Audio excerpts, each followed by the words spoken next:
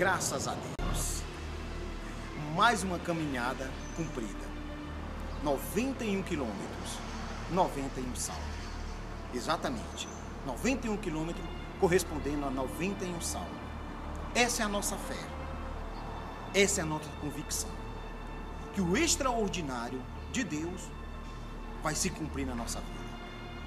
Essa foi a nossa determinação. Desde o começo dessa caminhada. Orando, meditando, pedindo a Deus para que Ele viesse responder. Para que Ele viesse responder a nossa expectativa. Exatamente isso. Vamos levar o nosso sacrifício. Os pastores, o pastor Renato Lucas, o pastor Vargas, juntamente com todos os pastores do Brasil, estará lá diante do maior altar de Deus na terra, o Templo de Salomão, levando o nosso extraordinário.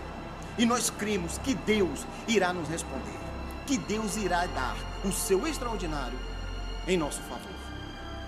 Foi para isso que nós fizemos esta caminhada, em convicção de fé, em convicção da certeza que Deus vai dar para nós aquilo que nós pedimos.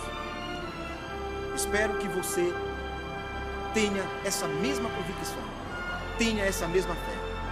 Nós, os obreiros, não poderíamos ficar de fora. Exatamente, não poderíamos ficar de fora. Seria até uma injustiça de nossa parte, vendo você dando o seu extraordinário, vendo você dando o seu tudo e ficarmos de braços cruzados.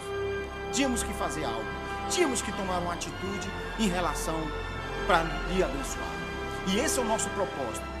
E essa é a nossa fé em favor de todo o povo do Piauí, aqui da Igreja Universal do Reino de Deus.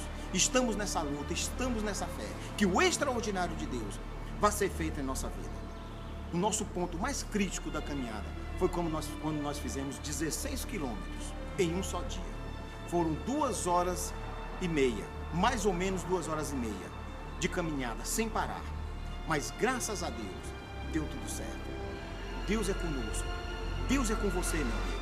Aonde quer que você esteja, aonde quer que você esteja sacrificando, Deus é com você. Não importa se é numa igreja sede, não importa se é uma igreja de bairro, é uma igreja do interior. Saiba que Deus é com você. Esse mesmo Deus que está conosco vai estar lá no Templo de Salomão.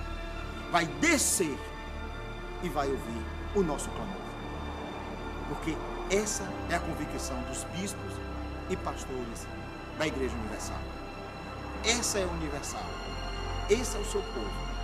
Essa é a nossa fé. Eu vou falar uma coisa para você. Até os anjos vão ver o extraordinário. Até os anjos vão se admirar da fé do povo da universal. Os próprios anjos vão ter testemunho. Vão ser testemunho da nossa fé. Até eles vão se surpreender.